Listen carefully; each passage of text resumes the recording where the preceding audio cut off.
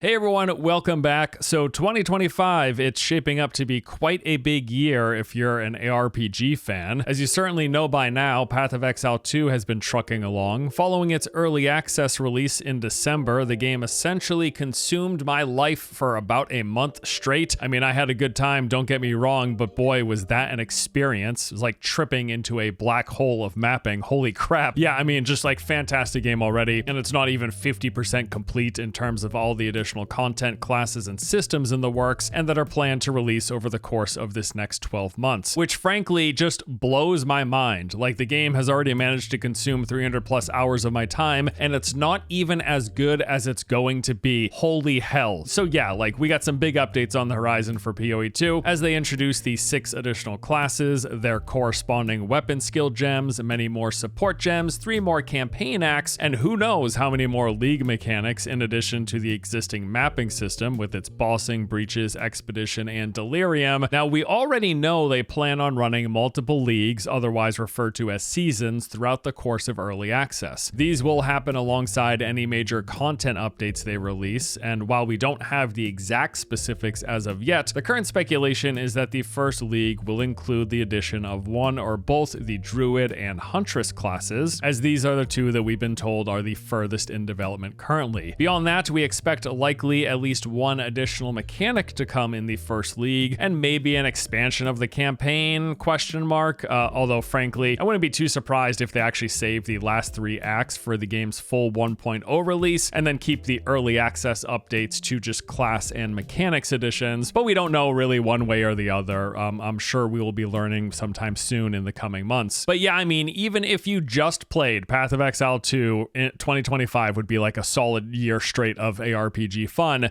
But wait, there's actually quite a bit more. So Last Epoch recently revealed their plans for Season 2, which comes with a bunch of new content aimed at addressing the greatest areas of feedback, those being expanding endgame, a better new player experience, and improved dungeons, performance, and balance. The TLDR of these changes include Monolith of Fate upgrades, this being the primary endgame system, similar to mapping in PoE. They'll be introducing a host of new Echo objectives, new enemies, and reworks to old objective types to provide some more variety while going through the echoes. There's going to be the new Weaver faction, which will let you augment your Monolith timelines during endgame progression. This faction is separate from both the Circle of Fortune and Merchants Guild, and will be available to all players regardless of which one of those you chose. There will be dungeon improvements with many community requested features and an enhanced new player experience to make dungeons more accessible. They're also adding tombs and cemeteries as this all new side zone randomly encountered within Monolith Echoes. This is meant to bring just some additional variety and unique experiences while you're going through mapping. There's going to be an overhaul to the Sentinel class with a large number of changes to its passive trees and skills. There are champion enemies, which are a higher tier, more formidable class of rares, and this increased challenge will also come with greater rewards. There's going to be some endgame crafting additions with all new options for refining items, new endgame bosses as they're adding more variety to Last Epoch's current pinnacle fight of Aberoth, and then a bunch of smaller improvements which include bug fixes, improved performance, UI improvements, quality of life features, changes to keys and other item storage, new uniques, improved sounds for a lot of skills, improvements to controller functionality with a new targeting system, and quite a bit more. Yeah, Season 2 is looking like quite a substantial update. Seems like Last Epoch might be worth a revisit this year, currently scheduled to release 2 months from now at some point in April. And then apparently Diablo 4 has a new season. I completely missed this news, just went by, I was a little preoccupied around that window. But yes, there's a new Diablo 4 season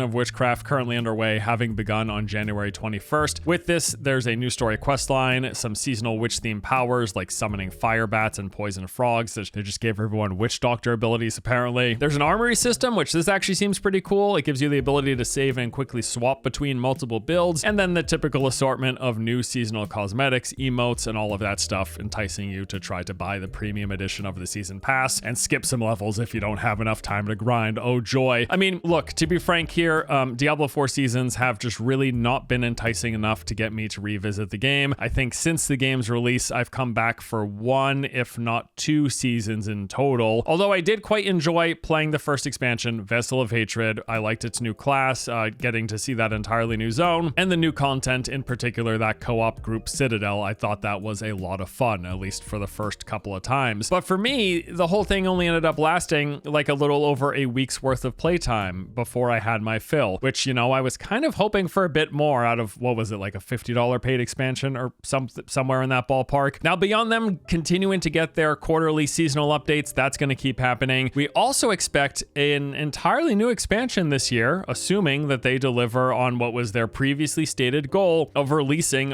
1 expansion every year. Now, I'm not sure how likely this is to happen, as, you know, we're a couple months into the year and we still haven't heard anything yet. Presumably, if it were coming out this year, it'd be some point between October and December. So I guess maybe they still have time to announce it. I don't know. I'm sure a lot of this is going to come down to the finances of just like how much money is Diablo 4 generating for Blizzard and Microsoft. And it's kind of hard to know from the outside. Like, certainly the hype has died down in terms of internet interest and viewership around this game, but that doesn't mean that people aren't still playing and spending money on all of the seasonal content and cosmetics and all that stuff. I mean, for all I know, the game could be earning loads of cash from the console audience alone, right? It's just hard to say. Like, all the time you see games that online are touted as completely dead, forget about it, it's in the grave, but they're still raking in cash for their publisher. I think like Elder Scrolls Online is a great example that comes to mind. That game is consistently a top earner for ZeniMax, but if you ask Reddit or Twitter or wherever online, they would say that game's been dead for years, but it's raking in millions and millions and millions and millions of dollars a year. So yeah, again, it's hard to say. We will see if Diablo 4 does in fact get its second expansion this fall. I'm not going to hold my breath, but whenever it comes out, I hope there's enough new interesting content that my revisit lasts more than just a week, as was the case with Vessel of Hatred. And then there's also Grim Dawn. The 2016 ARPG has its long-awaited and highly anticipated expansion actually planned for this year. Fangs of Asterkarn comes with a whole bunch of new content and features. There's the Ascendant game mode, a 10th mastery, a brand new chapter, option customization, affix transmutation, expansion of the Crucible, hundreds of new items, epic awakenings, and 2 brand new factions. Now, this update was actually originally revealed back in August 2023, so it's been a hot minute. While it has taken a while, I know there are quite a few people looking forward to its release, which as of now is expected to finally happen sometime this year. Beyond all of that, like all of these games that we know are currently available and are getting big updates and or expansions in 2025, there's also a handful of brand new ARPGs scheduled to release this year, all of which I'm interested in at least checking out. So first up on that list is Dragonkin the Banished. This is being developed by Echo Software, who previously have made a few top-down action games, including How to Survive and Warhammer Chaosbane. Now, with this new game, they appear to finally be creating something that's going to be a bit more familiar to any Diablo or Path of Exile fans out there, of which I'm assuming, you know, those are the people watching a video about ARPGs in 2025. This new game looks to be a traditional hack and slash ARPG loot grinding game. They say that Dragonkin is built on 3 main pillars. The first is this fantasy setting with a world and mythology based and centered around dragons. Second is theory crafting that is going to be both accessible but also deep. And then third, they're having several layers of power and character progression for players to spend their time working towards. So the game's campaign is going to have you traversing jungles, ancient islands, toxic swamps, vast plains, and many more varieties of settings. Each region is not only going to have its own culture of NPCs that you'll interact with and get stories from, but also enemy monster families, bosses, resources, and loot to collect. The game is going to be utilizing procedural level structure along with dynamic world events and elements, including rain, fog, and storms, all of which will vary the look, layout, and presentation from one run to the next. For its early access release, you're going to have the choice of 3 playable character classes: the Barbarian, a strength-based character who combines ice powers with legendary rage; the Oracle, who uses electric draconic powers, unleashing precise heavy-hitting strikes; and the Knight, wielding a lance with an array of fire-based skills and abilities. There is also a 4th character currently in development that will be announced at some later date. So each hero is going to have their own unique abilities and combat techniques as a baseline, which you can then further enhance by your equipment, the Wormling Companion, and the Ancestral ancestral grid, and this is all part of the power progression. So while you're playing, you're going to be collecting plenty of randomized loot with different stats, complex itemization, active and passive skills. There's also going to be a crafting system for making and fine-tuning your own gear. You've got the Wormling, a companion who follows you around, but also acts as kind of like a specialization for your character, allowing you to launch a host of different conditional effects on top of your baseline abilities. And then, probably most interestingly of all, is what they're calling the ancestral grid, of which they say our aim is to make skills a part of the game's itemization as well. So basically, no matter the class you pick, you're going to be building your own skill tree, collecting fragments in combat or as rewards that you then place into this grid in whatever manner and fashion you like, combining different active skills, passives, and modifiers for all of this. The grid only has so much space in it, in which you're going to have to strategically place your pieces, optimizing each position to tailor for whatever your preferred playstyle is. Each hero is going to have their own grid with a massive number of potential combinations and abilities and modifiers. This again seems like an interesting way to approach skill customization and modification. We'll be curious to see how it plays out. There's also this entire system of city building. When discussing this, the studio said, "We felt it was important to make the world evolve with the hero's progression, but also to enhance the multiplayer experience and the creation of multiple characters. With this in mind, our heroes evolve in a large city, the city of Montascale." So this is a city that is going to develop and will be customized by you as you progress through the campaign and go through the game's endgame. There's going to be craftsmen and services for selling items, making gear, and acquiring different quests. And then with time, you're going to unlock new services as well as improving existing ones. To coincide with this, there will be visual changes to the actual city, and this is going to be a central location for the game's upcoming multiplayer, as well as for any alts that you make, as they're going to be able to visit that same city that you built up on previous characters and benefit from any bonuses and services that you previously unlocked. So when the game launches into early access, it is going to initially just be single player with offline mode available and no required internet connection. Thumbs up there. And then during early access, they will be implementing multiplayer, letting you play through the game with friends, eventually adding couch co-op, which is going to be planned to come in the full 1.0 release. I mean, overall, I think this looks and sounds pretty neat. I was bummed to learn that the multiplayer isn't going to be there right away, especially considering if my previous experience with ARPGs is any indication. Normally, it is the slower pacing of the campaign playthrough that I find best for co-op, while with most ARPGs, once we get to endgame, I tend to really mostly play alone, partially because with the increased speed and the massive amounts of screen clearing effects, most ARPGs, they feel better to play solo come endgame. Otherwise, like there's way too much going on. I just like Diablo 4 and Path of Exile 2 as prime examples. I played with friends through the campaign. Everything was slower paced. There was less effects, less stuff going on.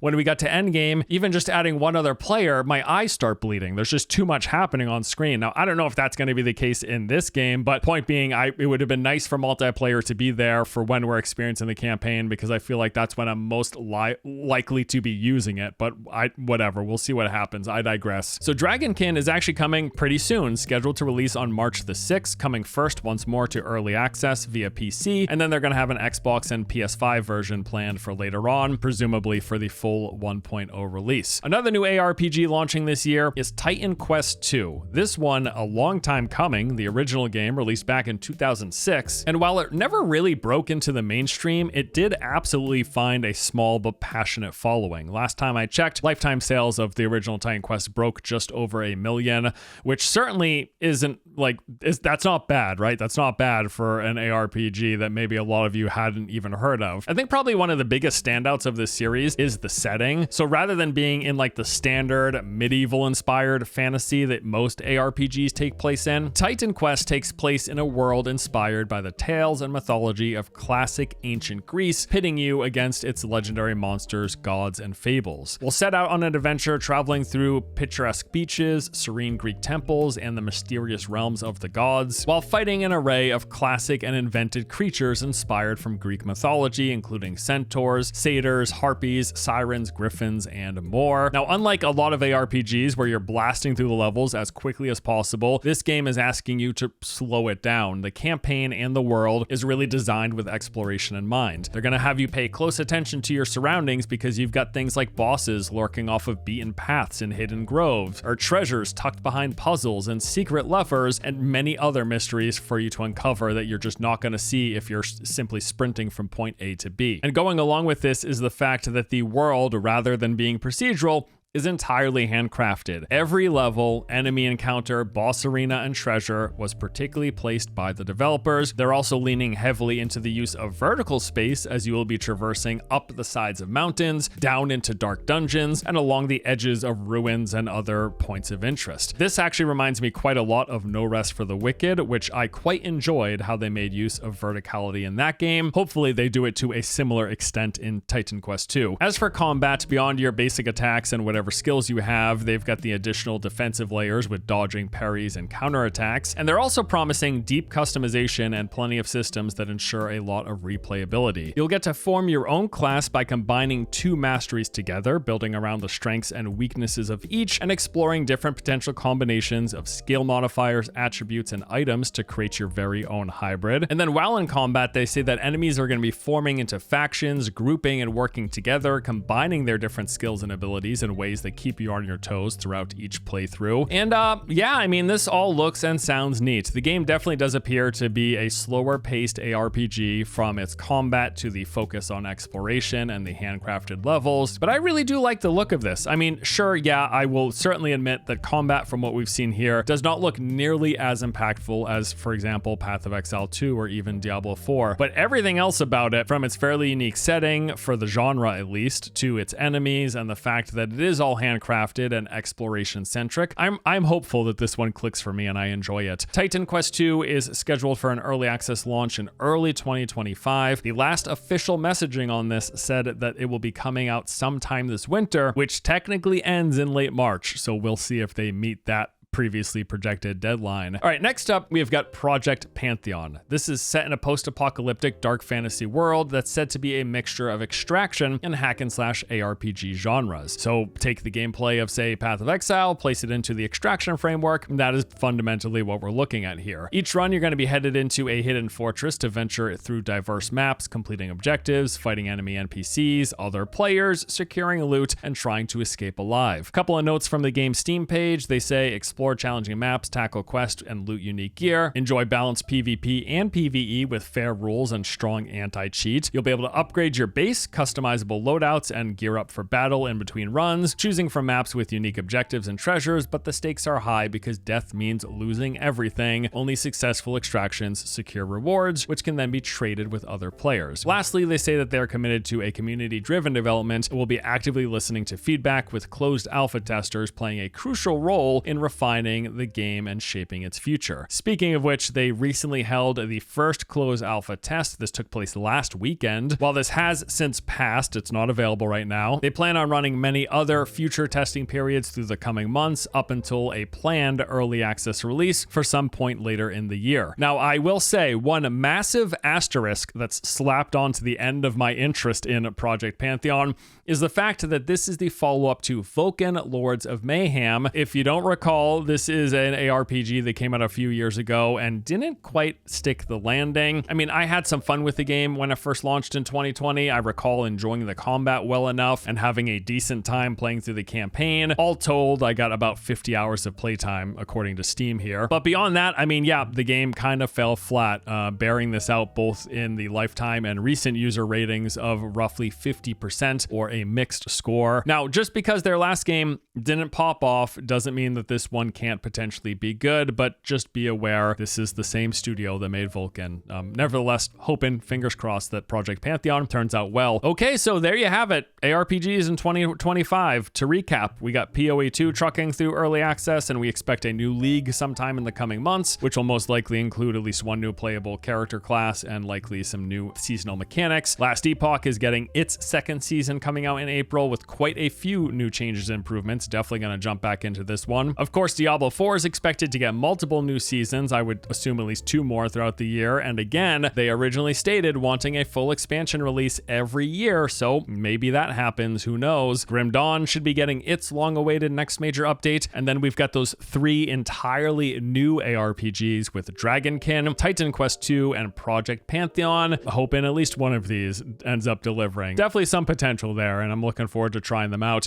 Yeah, I mean, I would say if you are a fan of the ARPG genre, this is looking like a pretty solid year. I mean, PoE 2 alone, right? Let's be honest. PoE 2 alone is going to carry the year for many who like ARPGs, if nothing else. And then we're getting a handful of other updates and releases that at the very least will fill the gaps between new leagues and PoE 2. Sounds good enough to me. Looking forward to it. That does it for today. Thank you as always for watching. Hope you guys enjoyed the vid. Good year for ARPGs. Let me know if I missed anything. Are there any other upcoming games or major updates to current ARPGs that I didn't happen to include? Leave them in the comments below. Something else for me to keep an eye on. But that's it. Thanks for watching. See y'all next time.